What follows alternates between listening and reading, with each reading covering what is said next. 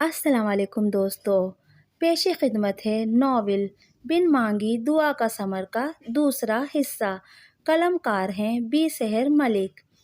افطاری کے بعد گھر کے تمام بڑوں کی میٹنگ تھی۔ آج زوفشاں اور سفیان کے نکاح کی باضابطہ طور پر تاریخ رکھی جانی تھی۔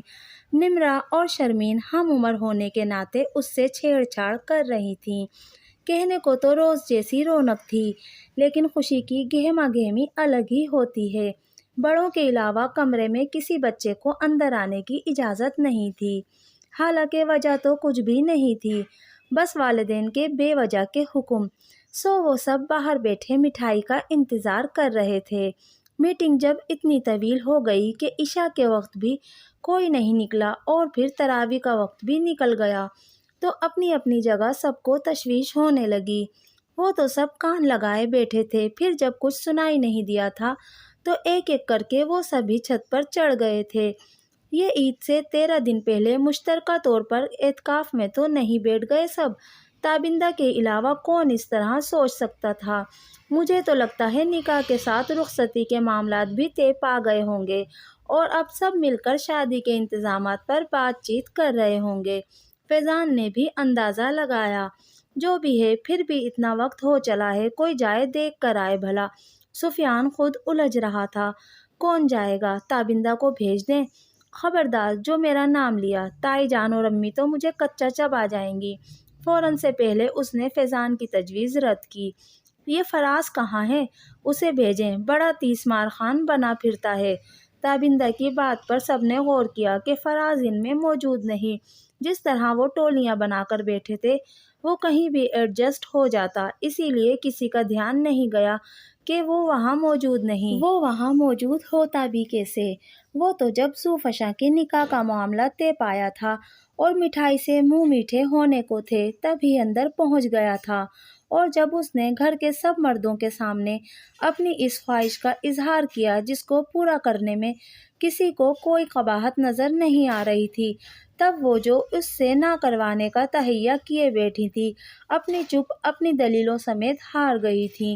ان کے بیٹے نے ایسی جگہ ایسے وقت مہرا چلا تھا کہ وہ بنا کھیلے مات کھا گئیں۔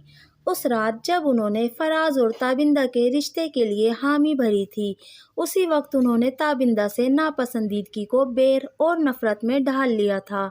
فراز سوچ رہا تھا وقت کے ساتھ ساتھ امی رشتے کو دل سے قبول کر لیں گی، آخر کو ان کے اکلوتے بیٹے کی خوشی تھی، ابھی تو صرف ان کا اقرار چاہیے تھا، جو جذباتی دباؤ ڈال کر کروا لیا گیا تھا۔ فراز نے پکا کام کیا تھا، زوفشاں کے ساتھ تابندہ کا نکاح بھی رکھ لیا گیا تھا، اور یہ خبر کمرے سے باہر افراد کے لیے متوقع ہوتے ہوئے بھی ایک بم تھی، جو اس نے فی الحال اس کمرے کی حد تک محدود کروا لیا تھا۔ وہ اپنے طور پر تابندہ کو سرپرائز دینا چاہتا تھا، کیونکہ وہ جانتا تھا ہزار لڑائیوں کے باوجود وہ انکار نہیں کرے گی، اور اس گھر کے سب بڑے پرانی روایات و اقدار کی زنجیروں میں جکڑے ہوئے تھے، مگر بیٹے کی خوشی کے لیے وہ اس اہم خبر کو راز رکھنے پر رضامند ہو گئے تھے۔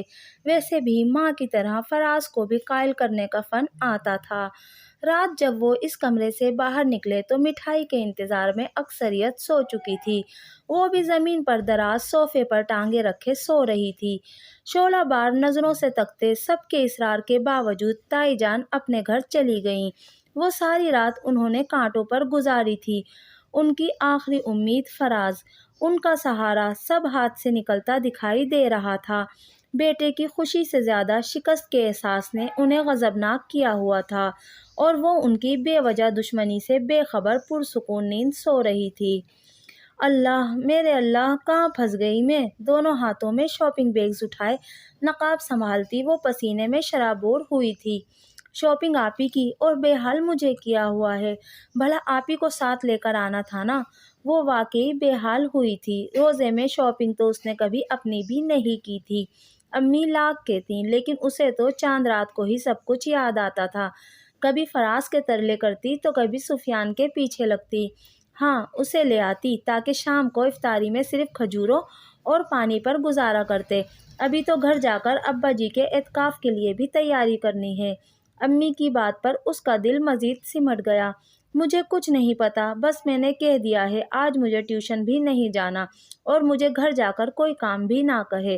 اسے یقین تھا تائی جان کی طرف سے جوابی گولہ باری ہو کر رہے گی، لیکن انہوں نے جیسے سنا ہی نہیں، بلکہ عام سے انداز میں مختلف چیزیں دیکھ رہی تھی۔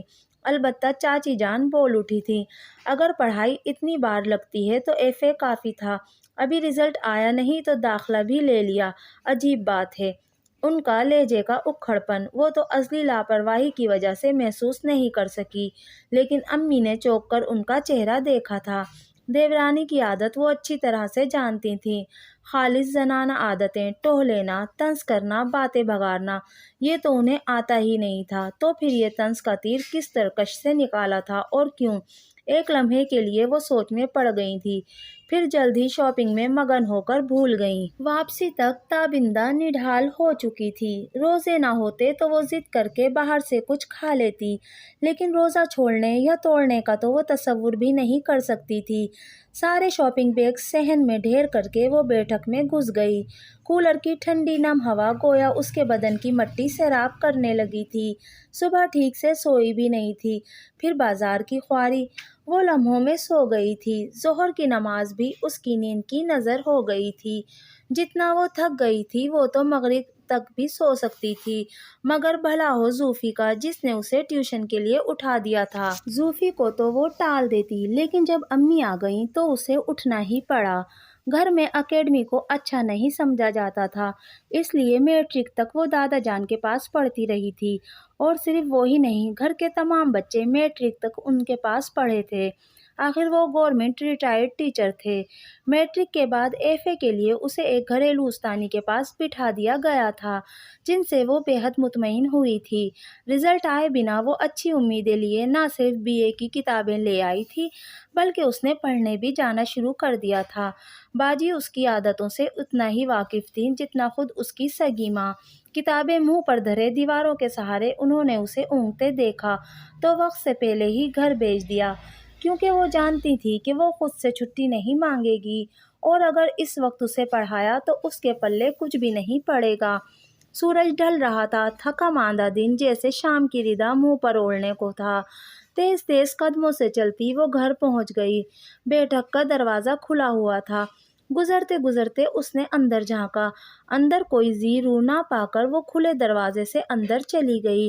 بیگ صوفے پر اچھالا اور منہ سے نقاب نوچ کر اتارنے کے بعد وہ کولر کے عین سامنے والے صوفے پر گر سی گئی۔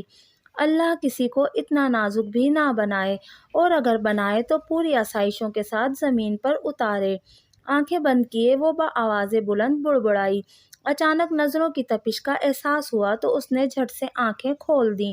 سامنے کھڑکی کے ساتھ دیوار گیر الماری کے ریکس میں سے کتاب ہاتھ میں لیے جانے وہ کون تھا جو اتنی دلچسپی سے اسے دیکھنے میں مگن تھا۔ اس کی ریڑھ کی ہڈی سنسنا اٹھی۔ جلدی سے اٹھ کر اس نے جوتا ہاتھ میں پکڑا، بیگ اٹھایا اور دروازے کے پاس جوتا نیچے پھینک کر پاؤں میں پہنا، اور جلدی سے نقاب چڑھا کر باہر نکل گئی۔ بولتی آنکھوں کی اصطلاح اسے آج سمجھ میں آئی تھی۔ اب یہ اس کی بدقسمتی ہی کہی جا سکتی تھی کہ اس بدحواسی کے عالم میں اسے بیٹھک سے نکلتے تائی جان نے دیکھ لیا۔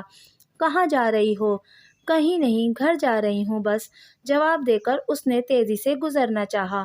کیا مطلب؟ وہ حیران ہوئی تو اسے وضاحت کرنا پڑی۔ غلطی سے اندر چلی گئی تھی، اندر مہمان ہیں شاید، تو اندر سے ہی چلی جاتی۔ وہ پتہ نہیں کیا کہنا چاہ رہی تھی۔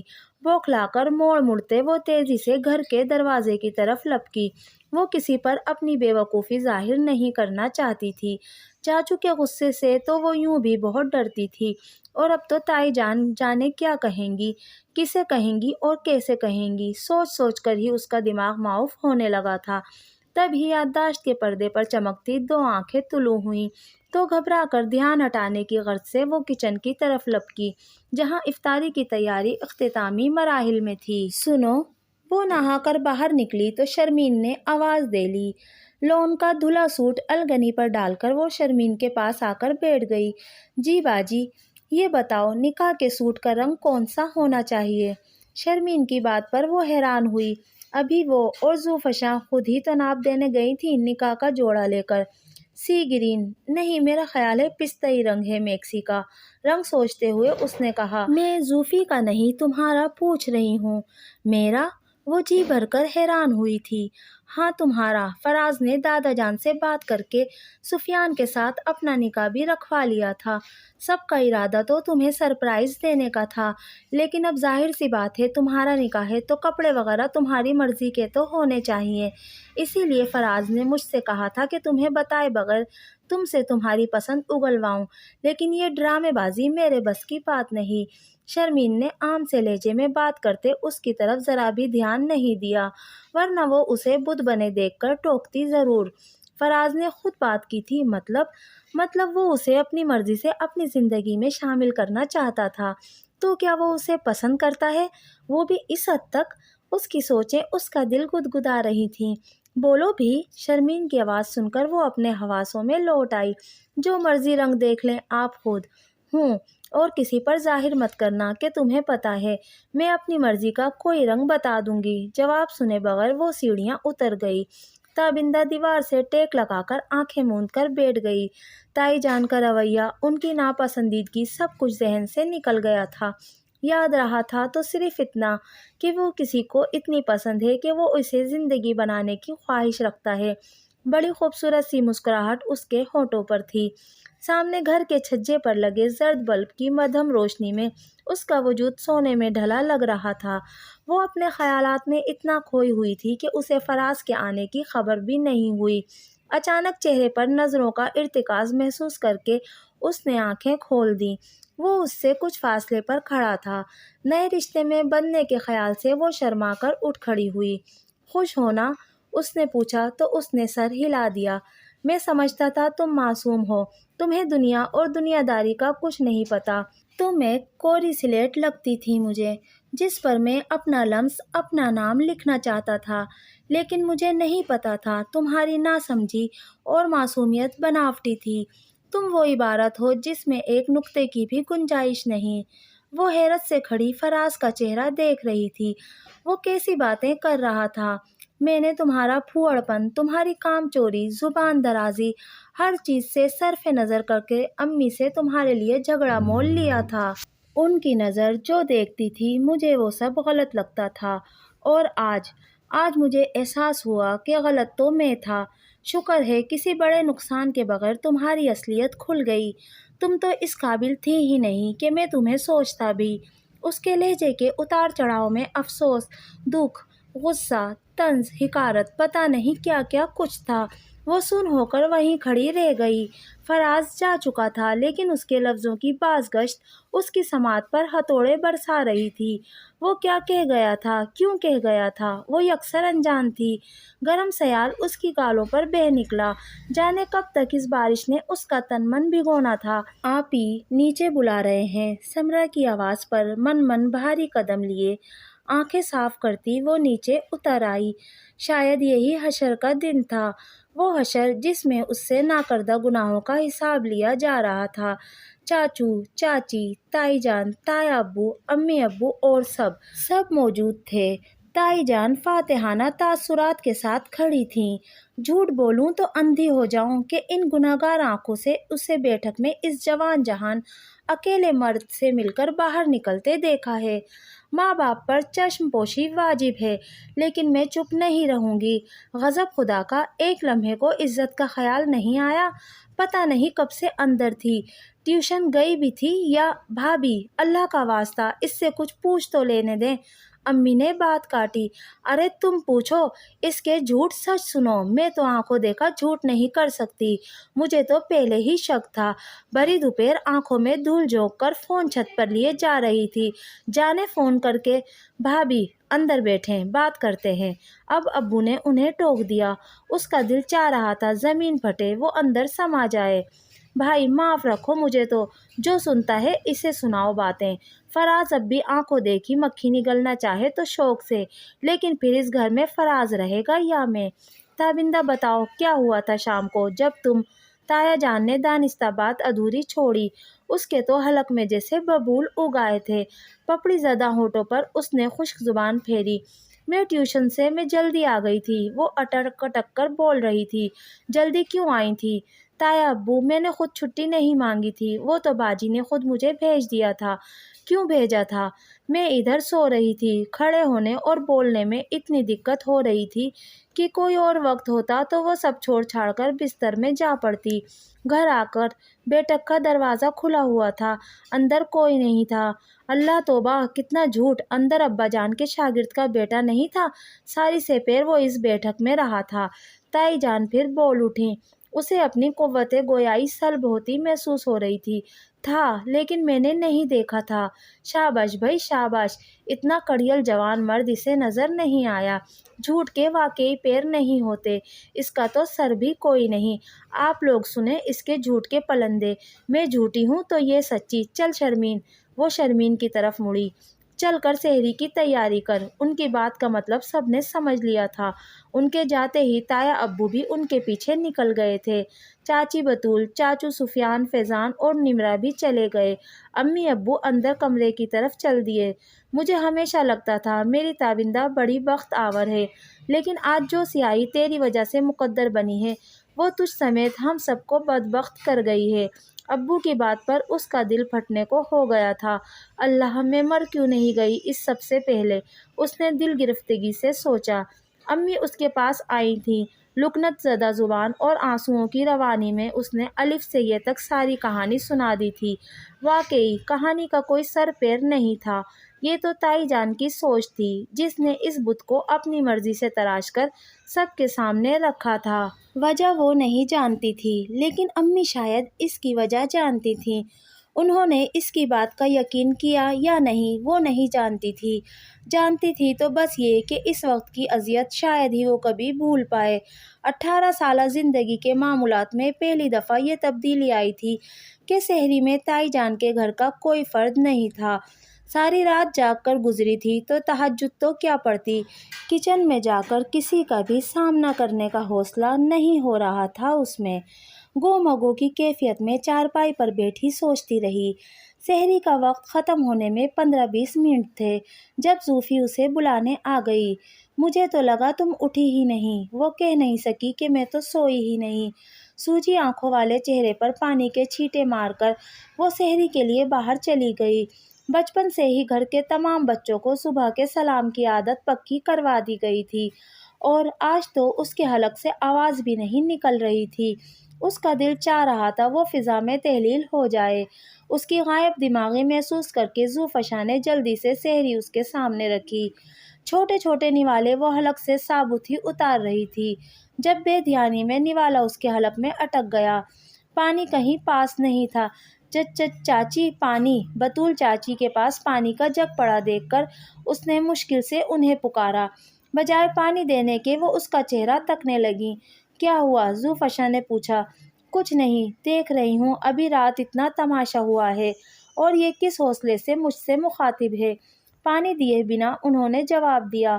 تذلیل کے احساس سے اس کی آنکھیں پانی سے بھر گئیں۔ بنا ثبوت کسی پر الزام دھرنا تہمت ہوتی ہے بطول، اور بہتان تراشی کی سزا تو تم بھی جانتی ہو۔ پانی کا گلاس اس کے سامنے رکھتے امی نے کہا تو چاچی نے کھانے سے ہاتھ کھینچ لیا۔ کچھ کہے بغیر وہ اٹھی اور دروازہ کھول کر اپنے گھر چلی گئیں۔ یہ امی کی بات کا ہی رد عمل تھا کہ اس شام افطاری پر صرف وہ گھر والے ہی تھے۔ چاچی بطول کے گھر سے بھی کوئی نہیں آیا تھا۔ اس کے بعد آنے والے تمام روزے ایسے ہی تھے۔ سب رونق ختم ہو گئی تھی۔ اس دفعہ چاند رات بھی ویران سی تھی۔ تینوں گھروں میں سے کوئی بھی چھت پر چاند دیکھنے نہیں چڑھا تھا۔ ٹی وی پر چاند نظر آ جانے کی اطلاع پر دادا جان کو اعتکاف سے اٹھانے کے لیے گھر کے مرد اپنے اپنے طور پر پھولوں کے ہار لے کر گئے تھے۔ دادا جان کو کسی بات کی خبر ہی نہیں تھی، انہیں کسی نے کچھ بتایا ہی نہیں تھا۔ وہ تو اپنی آل اولاد کے لیے خوشیوں رحمتوں کی دعائیں کر کے خوش خوش لوٹے تھے۔ تایا جان اور چاچو نے اتنے دن بعد اس گھر کی دہلیز پار کی تھی۔ دادا جان کا حلقہ احباب خاصا وسیع تھا اور اس وقت بیٹھک میں خوب رونق لگی تھی۔ ایک آ رہا تھا، ایک جا رہا تھا۔ انہیں ابھی تک گھر کے اندر جا کر خواتین سے ملنے کی فرصت نہیں ملی تھی۔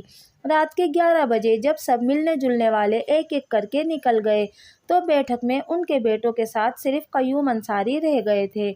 ماشاء اللہ، خوشی کا موقع ہے، اللہ خوشیوں میں اضافہ کرے۔ آپ سے کچھ مانگنے آیا ہوں۔ کافی دیر تنہائی کا انتظار کرتے رہنے کے بعد قیوم انصاری گویا ہوئے۔ سب کچھ میرے بچوں کا ہی تو ہے، اور شاگرد بھی بچے ہی ہوتے ہیں، دادا جان نے خوش دلی سے جواب دیا۔ اصل میں اپنے بیٹے کے لیے آپ کے گھر سے تابندہ کو بیٹی بنا کر لے جانا چاہتا ہوں۔ ناپ تول کر بولتے انہوں نے دادا جان کا چہرہ بغور دیکھا۔ مبادہ ناگوار گزرے۔ برخوردار، دیر کر دی آپ نے، تابندہ کا تو کل نکاح ہے اور اسی مہینے میں رخصتی، ورنہ مجھے بھی خوشی ہوتی آپ سے رشتہ جوڑ کر۔ دادا جان کی بات پر ان کے چہرے پر مایوسی پھیل گئی تھی۔ ویسے میری ساری بچیاں نیک ہیں، پیاری ہیں، آپ کسی اور کی بات کرتے تو میں آپ کو خالی نہ لوٹاتا، دل مانے تو ابھی بھی سوچ لیں۔ نہیں، بچیاں تو ماشاءاللہ سبھی پیاری ہوتی ہیں، اصل میں میرے بیٹے نے شاید تابندہ کو دیکھا ہے، جو میں نے خواہش ظاہر کی تو اس نے۔ خیر، اللہ پاک بچیوں کے مقدر اچھے کرے۔ ان کی بات پر دادا جان کے علاوہ تینوں کے چہرے تن گئے تھے۔ ان کے جانے کے بعد جب وہ اندر گئے تو ایک قیامت ان کی منتظر تھی۔ ہم سفر سے دائمی جدائی کے بعد بھی انہوں نے اولاد کو جس طرح سنبھالا تھا، ساتھ رکھا تھا، بلا شبہ قابل تحسین تھا، لیکن پتہ نہیں اس خوبصورت نشیمن کی کون سی بنیاد غلط پڑ گئی تھی کہ چند گنتی کے دنوں میں ان کی محبت کا شیرازہ بکھر گیا تھا۔ عمر کے اس حصے میں انہیں مات ہو گئی تھی۔ جن اصولوں پر انہوں نے اپنی زندگی بسر کی، اپنی اولاد کی زندگیوں کی بنیاد رکھی، وہ سب اصول غلط ثابت ہو گئے تھے۔ لیکن قیامت ابھی تمام کہاں ہوئی تھی۔ ان کا چھوٹا بیٹا گھر والی کی ایما پر ذو فشاں کے لیے بھی انکار کر گیا تھا۔ لوگ خوشیوں میں مگن آنے والے دن کی تیاری کر رہے تھے اور اس گھر میں نئے سرے سے صف ماتم بچھ گئی تھی۔ ابھی تو عزت پر ہوئے وار کی بھرائی نہیں ہوئی تھی کہ دوسرا زخم بھی لگ گیا۔ امی جو تابندہ کے دکھ پر خاموش ہو گئی تھیں، اب ٹوٹ ٹوٹ کر روئی تھیں۔ دادا جان تو جیسے اندر سے ہی ٹوٹ گئے تھے، چہرے پر شکستگی کے آثار واضح تھے۔ اس کے باوجود کھوکھلے لہجے کو مضبوط کرتے انہوں نے دونوں بیٹوں سے کہہ دیا تھا، میرا صرف اس گھر اور اس گھر میں رہنے والوں سے تعلق ہے، جو ان سے ملے گا وہی مجھ سے امید رکھے۔ انہیں یقین تھا تابندہ جیسی کچے ذہن کی لڑکی ایسی خاردار راہوں کی مسافر ہو ہی نہیں سکتی، جہاں عفت کے آنچل تار تار ہوں۔ جانے کس کی نظر لگ گئی ان کی خوشیوں کو۔ ذو فشاں کسی کے سامنے نہیں روئی، مگر ساری رات اس کا تکیہ بھیگتا رہا۔ اسے تو اپنا قصور بھی نہیں پتا تھا، قصور تو تابندہ کا بھی کوئی نہیں تھا، پھر بھی اس کے کردار پر الزام کی کیچڑ تھی، لیکن اس کی سمجھ میں کچھ نہیں آ رہا تھا۔ امی ابو نے بھی وجہ پوچھنی ضروری نہیں سمجھی۔ وہ سفیان سے بات کرنا اور پوچھنا چاہتی تھی، لیکن کیسے؟ نہ اس کے پاس فون تھا کہ اسے کال کر لیتی، نہ ہی وہ خود ادھر جا سکتی تھی۔ وہ بھی تو نہیں آیا تھا۔ تابندہ خود کو دوہرا مجرم سمجھ رہی تھی۔ پہلے ماں باپ کی عزت پر حرف آیا اور پھر بہن کا گھر بسنے سے پہلے اس کی سب امنگیں اجڑ گئیں۔ عید کی صبح ہمیشہ سے مختلف تھی، جیسے ہواؤں کو بھی خبر ہو گئی ہو۔ چڑیاں ایک دوسرے کے کان میں سرگوشیاں کرتیں، یہاں سے بسائے دل اور بسنے والے گھر برباد ہو گئے ہیں۔ اداسیوں کا سورج طلوع ہوا اور ناکام و نامراد ڈوب گیا۔ دونوں گھروں میں سے کسی نے میٹھا نہیں بھیجا، کوئی عید مبارک نہیں کھنکی، کسی ہتھیلی پر مہندی نے رنگ نہیں جمایا، کسی سانس کو حنا نے نہیں مہکایا، کسی کمرے سے کپڑوں اور میچنگ چیزوں کی پکار نہیں پڑی۔ قبرستان سا سناٹا طاری تھا، دیواریں بھی کسی سوگ میں ڈوبی سر جھکائے سوچ میں گم تھیں۔ آنے والے دن اس سے مختلف نہیں تھے۔ وہ سب مشینی انداز میں مقررہ وقت پر اٹھتے، سوتے، کھاتے، پیتے اور کام نپٹاتے، زندگی سے جیسے زندگی نکل ہی گئی تھی۔ امی سارا دن چارپائی پر لیٹی روتی رہتی۔ مہینہ ہو چلا تھا، لیکن کسی کا بھی شوق کم ہونے کو نہیں آ رہا تھا۔ آج بھی زوفی آدھی آدھی رات تک چپکے روتی رہی تھی، جانے کس دیوار، کس سوراخ میں الو بیٹھا نحوست کے منتر پڑھ رہا تھا۔ دوستو، آپ کو ناول بن مانگی دعا کا ثمر کا دوسرا حصہ کیسا لگا؟ مجھے کمنٹس کر کے ضرور بتائیے گا۔ اگر ویڈیو پسند آئی تو پلیز میرے چینل کو سبسکرائب کیجیے، میری ویڈیو کو لائک اور شیئر کیجیے۔ ملتے ہیں اگلی ویڈیو میں، تب تک کے لیے اللہ حافظ۔